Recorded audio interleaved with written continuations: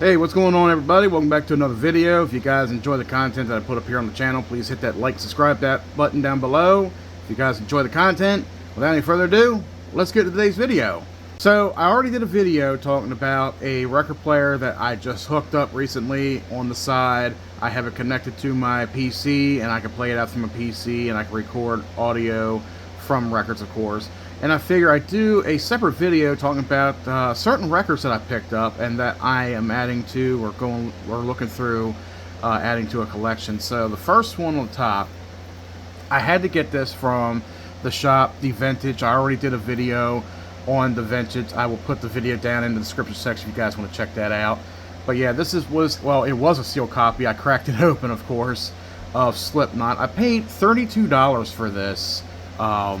At The Vintage, and usually, you know, like modern stuff, sometimes I'll go for like CDs or whatever. Like I try to go for like the classic stuff, but you know, a lot of modern stuff that are coming to vinyl records, which is pretty cool. You know, vinyl is making a big comeback, and what's special about the Slipknot album? Well, it's this is a limited edition lemon vinyl, and that actually piqued my interest right there, and I had to see. So this is the insert sleeve with the lyrics on it, and I had to get it. And then you pull the album out itself, and yes, whoa, there is some stuff that got in there apparently. Oh wow, I don't know how that got in there, but it was not that dirty, probably from when I played it. But yeah, there we go. So yeah, this is the lemon vinyl for Slipknot's debut album. And I like that, you know, I like certain albums, you know, certain artists that will bring, you know, their albums out on vinyl, and they'll have different designs and such, and I like this, you know, the lemon vinyl. This is probably one of the rarest things to come by when it comes to looking for a Slipknot album. So yeah, this was definitely a good grab, the limited edition lemon vinyl.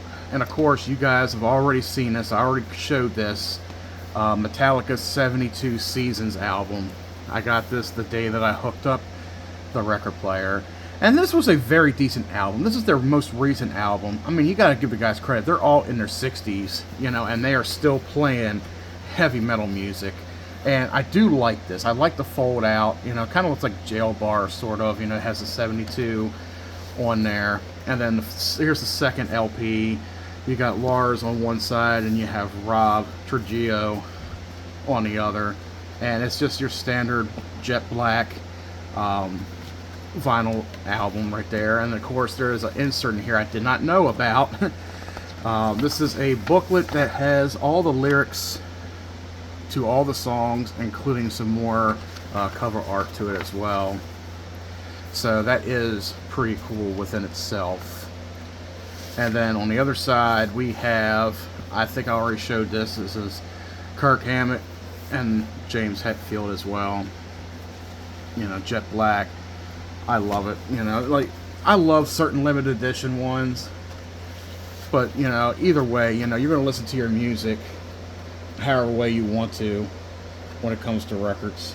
And then this is another one that I did acquire the same day. I picked it up at Guitar Center as well. Guns N' Roses' Appetite for Destruction. You know, you gotta have some GNR, like I said. You know, this is pretty cool. And there's the insert. Don't know if YouTube will allow it, but fuck it. You know, they got all kind of different things on YouTube nowadays. But yeah, the art that they put on this is, you know, this is Slash. This is Slash's kind of artsy craft right here. You know, that's Slash all the way. You know, from Geffen Records, jet black. You know, gotta love it. You know, when it comes to a lot of that art, you know, I would think that maybe Slash. I don't know if Slash does any artwork, but you know, that is all Slash right there. Like anything that involves Slash, even his solo albums have that type of artwork on it. Now we come into some more that I did pick up from The Vintage. This one, I was debating between this one, and there was another one. I forgot what it was called, but I plan on getting that. But yeah, this was Eliminator. You know, I had to pick up a ZZ Top album, of course, you know. Oh, I like that. I didn't even see the insert for this.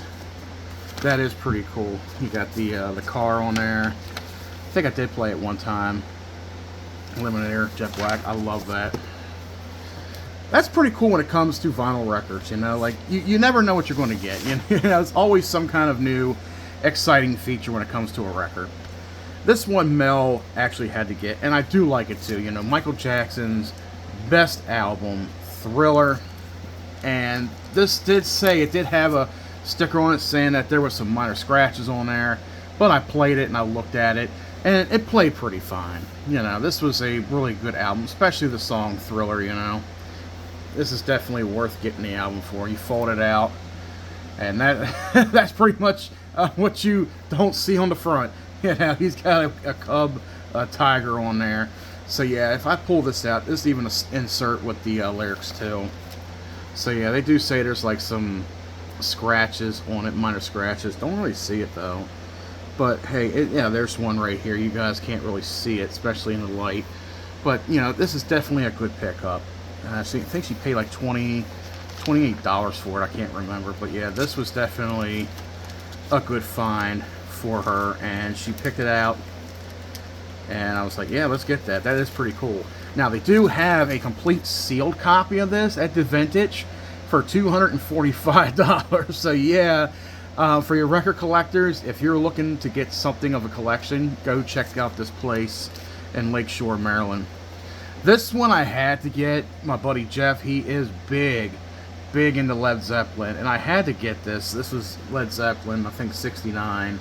This was the first album I think they came out with. There is some little cosmetic damage, just like somebody spilled something on there. But other than that, it does play. It does play pretty good. And there was one thing that stood out for me, and he asked if this was an original pressing. And the only way to find that out is usually on the spine. It will tell you, like Atlantic SD 1912.6, even right here. If you look that up on eBay, it'll tell you what year this record was pressed and how much it is definitely worth. So yeah, this wasn't a 69, even though it does say 1969 Atlantic recording. This was a 1977 pressing. So this is probably worth about what you would get for about $30, $40, $50, depending on its condition. And Mel, she loves the Beatles. She loves John Lennon. And she got this one here. I'm not going to take it out of the wrapping for her. I know she wants to keep it in the wrapping. But she does love John Lennon. That's one of her favorite Beatles. And I don't think I heard of any of these songs on there. But it is a good collection, especially since she loves the Beatles. And I like the Beatles too. And speaking of which, the final one that we did get, that she picked out, she had to get it, was the UK White Album, which cost $68. And that's not really bad. Like, people reselling this online on eBay for like up to $100 and more, depending on its condition. But yeah, it's called the White Album, you know, as you can see. And then there is a couple cosmetic things, like, you know, the sleeve is starting to tear a little bit inside, but that's okay. Alright, it's a double album with some of their songs. And I think what I like most about this, and she didn't even know, and I didn't even know, with this version, you actually have 8x10s of each of the Beatles members inside of it. And it came with this version. So yeah, that is pretty cool.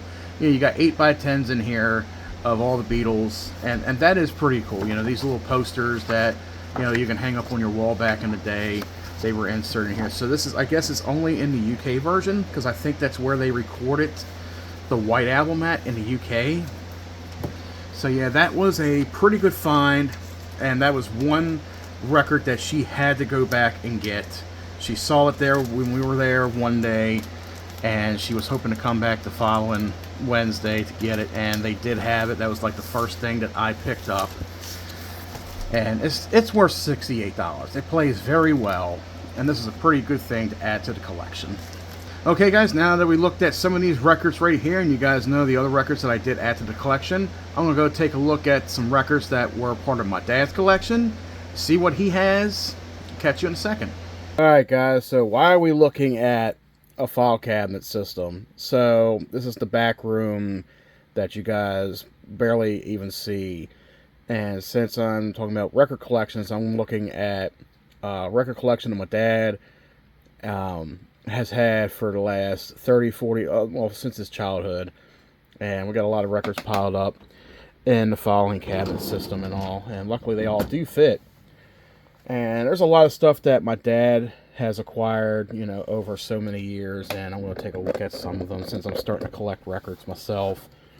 A lot of his are old stuff. Like, I don't even know. I know Andy Williams.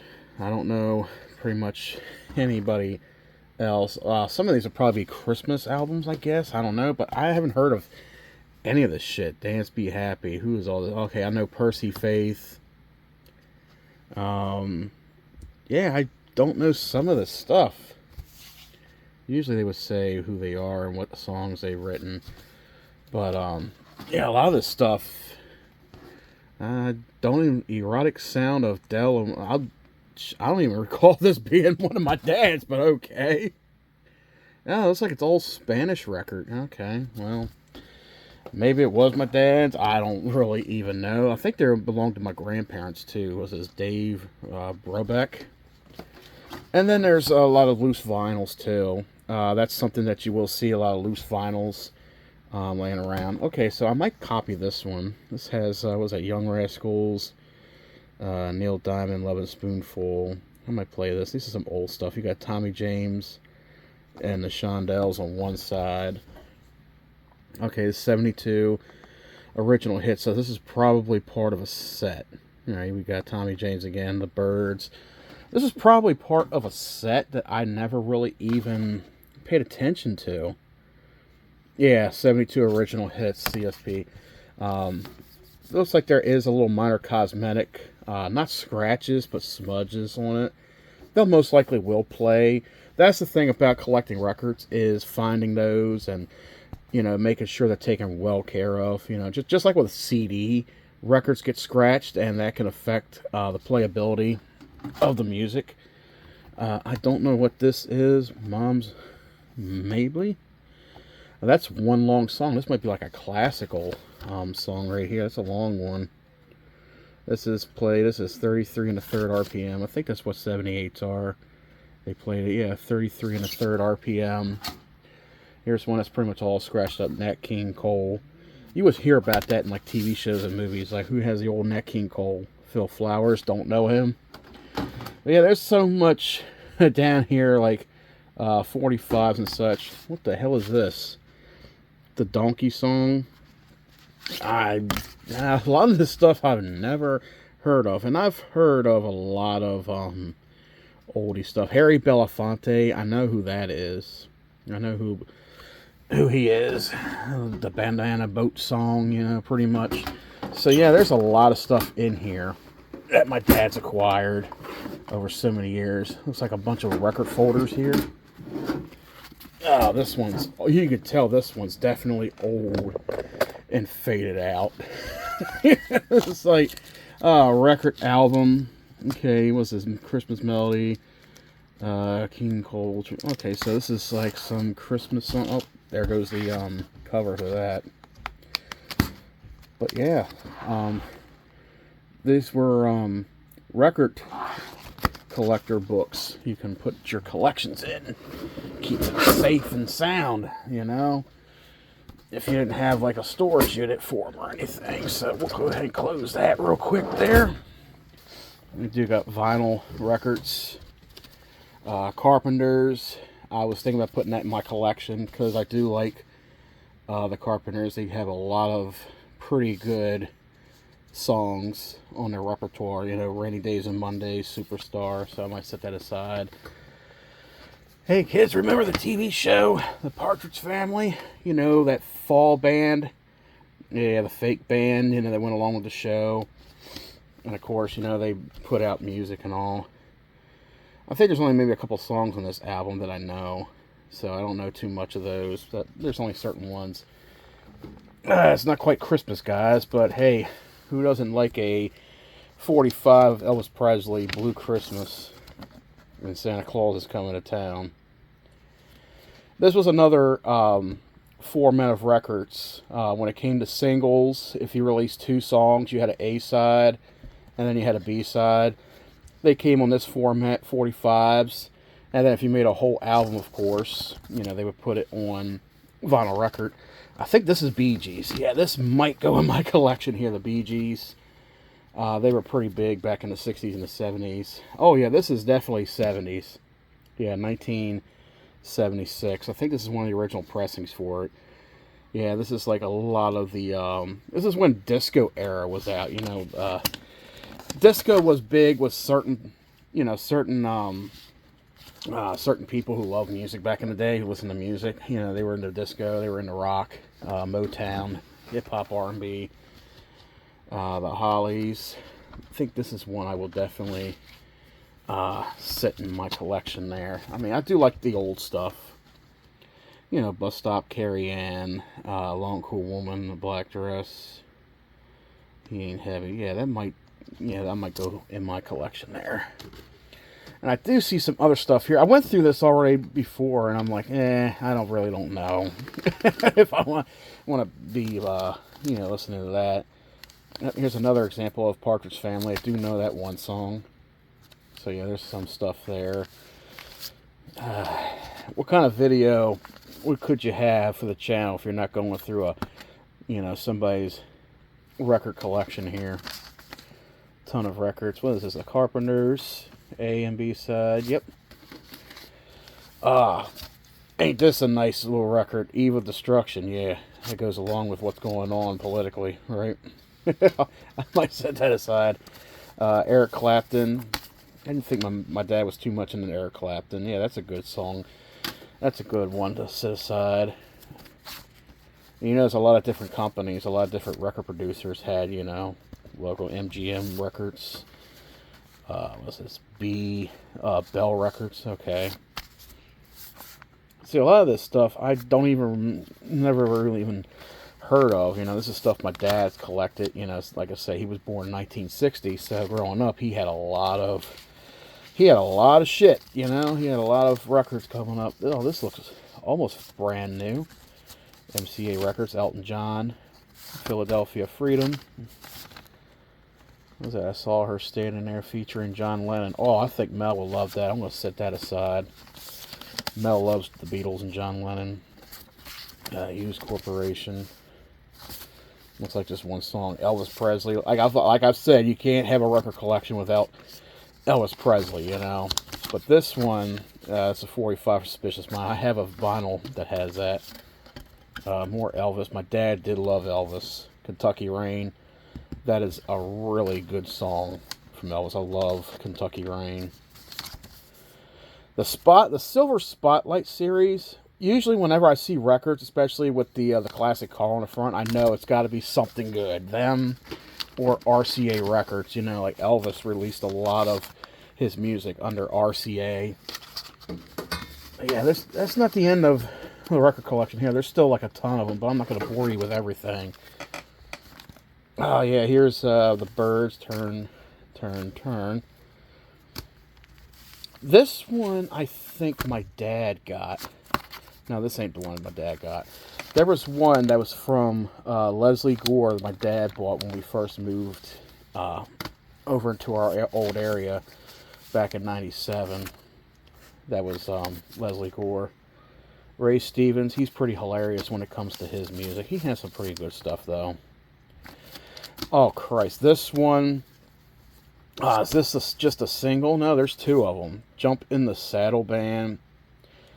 Oh, God, I don't know if you guys ever heard of them. This came out in '83. They did a song called A Curly Shuffle. And that is a song that goes along with the Three Stooges. Three Stooges came out in the 30s and the 40s. Oh, Blue Swede. Hooked on a Feeling.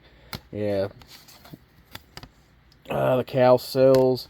Let me tell you about the Cowsills. I'm going to hold this in my collection too. Let me tell you about this song Hair. My mom hated the fuck out of this song. I guess they did the song for the musical movie Hair, I guess. And she hated the fuck out of that. That's one of my dad's favorite songs. Oh, Neil Sedaka.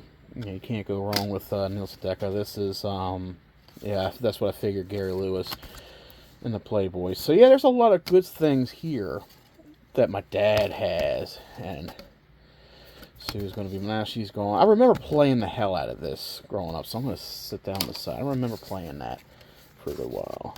Oh, Cherry Hill Park. Yeah, a lot of the stuff I already have, like digital, downloaded and shit, you know, over years. But I tell you, there's nothing better than playing music on a record player. You know, that was like a big hobby for a lot of people growing up back in the 70s and 80s when they had record players and shit. Christmas Oak Ridge Boys. Jeff, if you're watching, you probably you're probably like that. Oak Ridge Boys. Hey, Ray Stevens. Oh my God, I forgot all about this song. Santa Claus is watching you. This was one of those rare ones my dad would play around Christmas time. I forgot all about that song right there. Here's some Jerry Reed, Eastbound and Down. And I guess, let's see, I'm just a redneck in a rock and roll bar. Yeah, I gotta set that aside. You know, my dad, he loved Jerry Reed. He loves Smokey and the Bandit. And that's a good addition right there to that. There's so much more I can go through, guys, but you guys get the gist of it. So you might see some photos up on the Instagram and all. What do you guys think? Do you guys have a record collection laying around? Let me know. What are some of your hits? What are some of your favorite songs? Your favorite era of music? Let me know down in the comment section. And until next time, guys, I'll catch you in the next one.